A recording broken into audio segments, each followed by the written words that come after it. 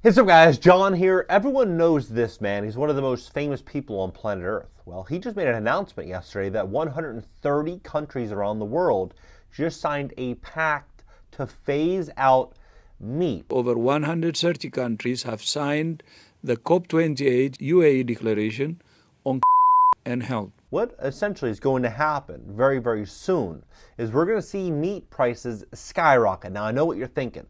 John, prices have already skyrocketed on steak, on burgers, chicken, ribs these last 3-4 years. If you're buying beef to throw on the grill this weekend, get ready to pay more. Poultry prices have hit record highs at U.S. grocery stores. Retail beef prices, they're now at a record high. How much worse is it going to get? Well, back then you'd be able to go to, let's call it a bar, and get a bacon cheeseburger for 12 bucks, 10 bucks. Now it might be 20. Well, in the next 2 to 3 years, that burger is going to be north of $50. Fast food's getting way more expensive in recent years. Prices at fast food restaurants are on the rise. Now you might say, John, that's never going to happen. No way. Well, you're going to start to walk into a scenario, which we're already in right now, where farmers are getting pushed out of business. And what's going to step in is going to be a supply-demand dynamic, where there's going to be a finite supply of available meat and heavy demand. And so what's going to happen? Prices are going to continue to skyrocket, but way more than anything we've seen in the past. And now what will then happen is we're going to see a majority of people looking for a more economical version of that burger. It might be a plant-based solution. It might be another type of, eco-friendly solution, which might be $2 or $3 or $4 or $5. Transforming food systems is therefore essential by shifting towards healthier, diversified, and more plant-based diets. So what are people going to do? Well, they're going to be changing their eating habits. Well, in this video and on this channel, I talk about personal finance, real estate, business, and money. And it's impossible to talk about any of that without really incorporating the amount of change that's going to happen with consumer behavior and where we're going to be going as a society. I'm going to break it down. I'm going to give you the facts and show you how this whole thing is going to work. Please hit the like button, people share this content, educate more people about what's going on in our economy. If you'd like to fix your credit, to position yourself for what I believe is going to be a massive wealth transfer, we'd love to help you at my company, GreatCreditFast.com. That's GreatCreditFast.com. I mean, look at this, like $10 trillion. Talking about overhauling this food system. If you have late payments, medical bills, charge-offs, foreclosures, bankruptcies, repossessions, any issue at all in your credit report, go to GreatCreditFast.com, click the link in the description just below this video, schedule a free call. The next couple of years, I believe, are going to be more important to build wealth than anything we've ever before seen. And if you take advantage of the next couple of years, you'll be able to eat burgers and steak. And if you don't, maybe you prefer to eat plant-based, maybe you don't, Everyone has their preferences, right? But the more money you have, I think the easier life is going to be going forward. It's going to be the have-nots and then the have-yachts. And I can promise you the have-yachts and those that have the money, they're going to probably opt in for the steak. Probably going to opt in for the filet or the Wagyu. They're going to be able to choose what they want. And then everyone else, unfortunately, is going to get what they can afford.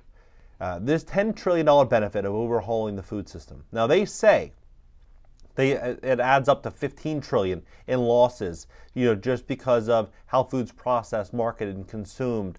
And they say that, it's time for a makeover. The authors of the report argue, which could garner up to $10 trillion in health and economic benefits, equivalent to roughly 8% of the global GDP. Think about this, though, for the owners and the investors of Impossible Burger, any of these new solutions, they're going to be able to absolutely become $100 billion plus companies or more, $1 trillion companies. It's going to be like the Apple of the food industry, the NVIDIA of the food industry, because they're going to be scaling to the point where, their competitors are essentially getting pushed out of business.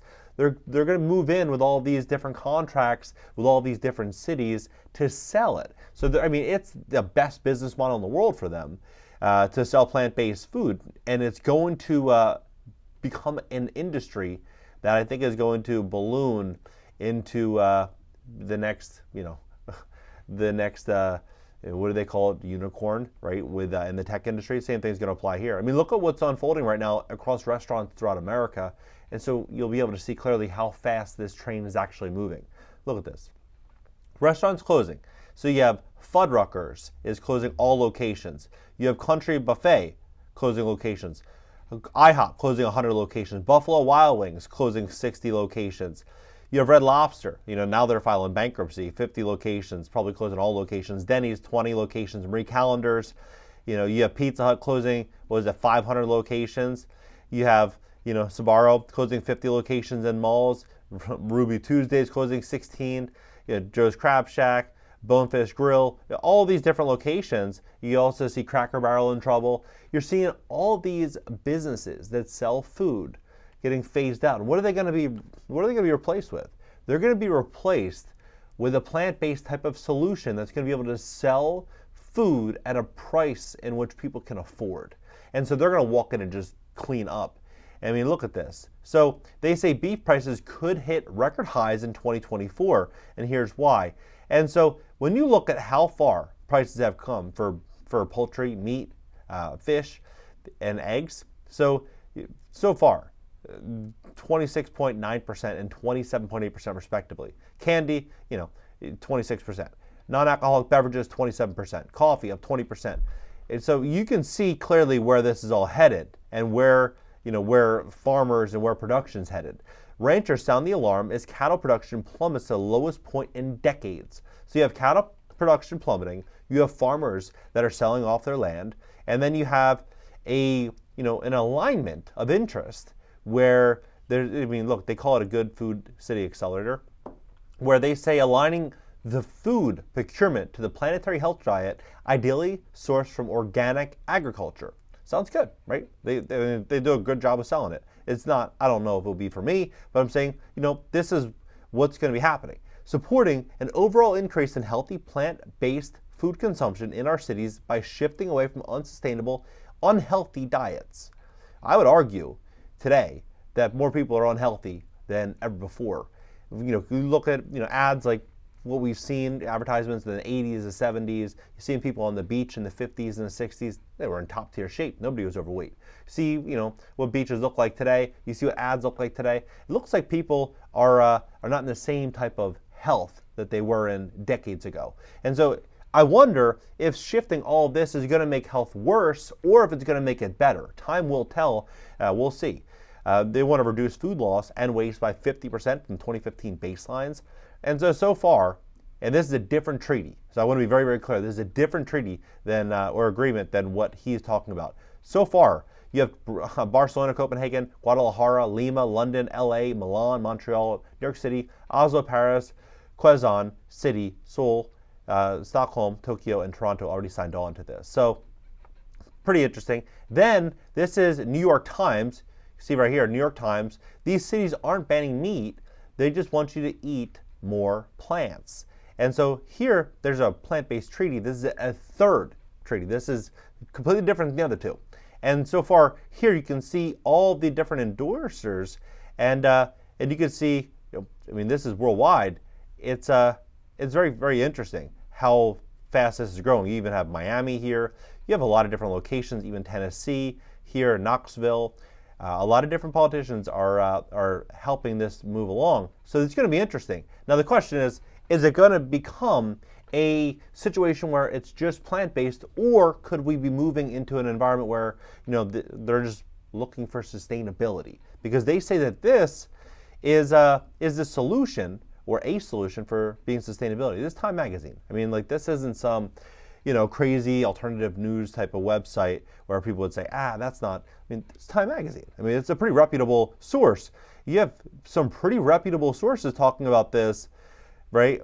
Saying that that this is, this is what's actually going to be happening. And I wonder, is it actually going to happen, or is Yahoo News, right on the money on this? We're going to see. What I find fascinating is you start to look at what's going on in foods. You're seeing really, really concerning things happening right now with food. Recently I was in Europe. I was recently in Tokyo as well. Food quality, I'm telling you, is night and day.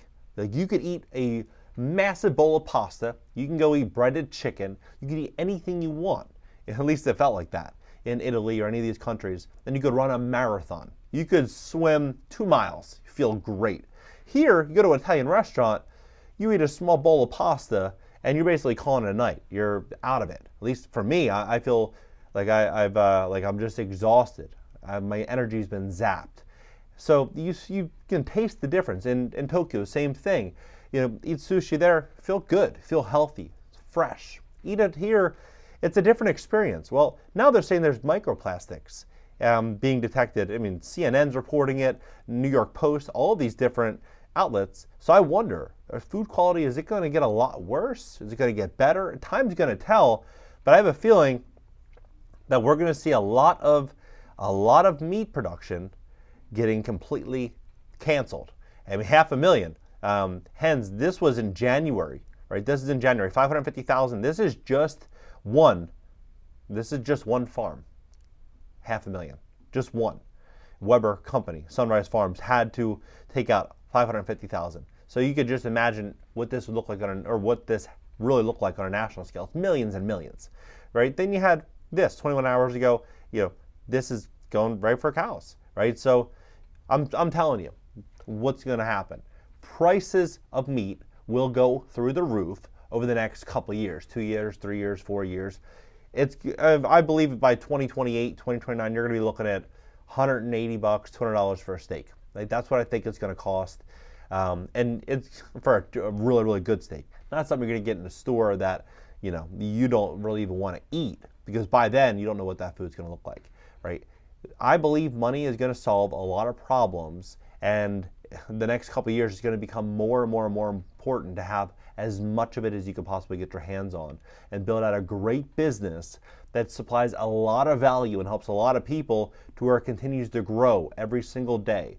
You do that, you're going to be able to build out a moat of safety around yourself and your family. And if you want to eat this, then sure, you know, you have that great option. You know, and if you don't, you have that option too, right? At the end of the day, money equals options, and options is wealth in this new normal. What do you think about this entire situation? Let's have a conversation below. And if you'd like to fix your credit to position yourself what I believe is going to be a major change in America and a massive rug pull, we'd love to help you. If you have any issues at all in your credit report, you know, if you have late payments, medical bills, charge-offs, foreclosures, bankruptcies, repossessions, any issue like that at all on your credit report, we'd love to help you at GreatCreditFast.com. You can click the link in the description just below this video. Schedule a free call for tomorrow. Catch you next video.